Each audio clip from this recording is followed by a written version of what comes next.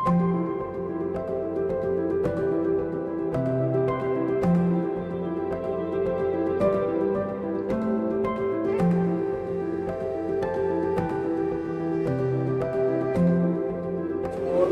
παρέχουσα η άματα της ελπίδης.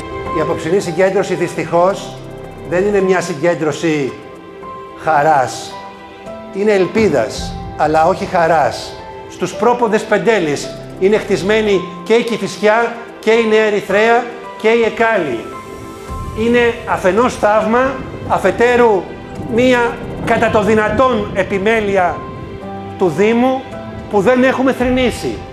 Γιατί έχουμε ρέματα τα οποία είναι διαρκώς ανοιχτά και καθαρά, δεν είναι μπαζωμένα και έχουμε στο Δήμο μας, ειδικά τα τελευταία χρόνια, μια πολύ ισχυρή πολιτική προστασία. Ταυτόχρονα θέλω να γνωρίζετε ότι ο Δήμος τα τελευταία χρόνια έχει ένα πρόγραμμα ασφάλειας μέσα από ιδιωτική εταιρεία με 5 ιδιωτικά περιπολικά και κάποιους σταθερούς φρουρούς που από τις 10 το βράδυ μέχρι τις 6 το πρωί περιπολούν και ασχολούνται αποτρεπτικά με οτιδήποτε μπορεί να αποτελέσει κίνδυνο.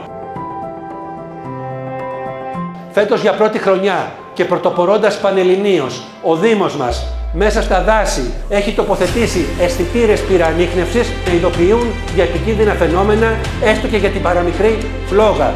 Το μεγάλο έργο που αναμένουν γενιές της Νέας Ερυθρέας. Το ρέμα Κοντοχρήστου, το αντιπλημμυρικό του ρέματος Κοντοχρήστου, που θα θωρακίσει αντιπλημμυρικά τη μισή Νέα Ερυθρέα, όλο το μορτερό, από εθνικής αντίστασης και κάτω, είναι έτοιμο επιτέλους να δημοκρατηθεί. Πρόκειται να γίνουν συνολικά μελέτες από την περιφέρεια 600.000 ευρώ αξίας και να προγραμματιστούν έργα αντιπλημμυρικά για τα επόμενα χρόνια συνολικά 42 εκατομμυρίων ευρώ. Ο Δήμος μας είχε και θα έχει πάντοτε στο κέντρο τον άνθρωπο. Στο κέντρο θα είναι ο άνθρωπος πάντοτε.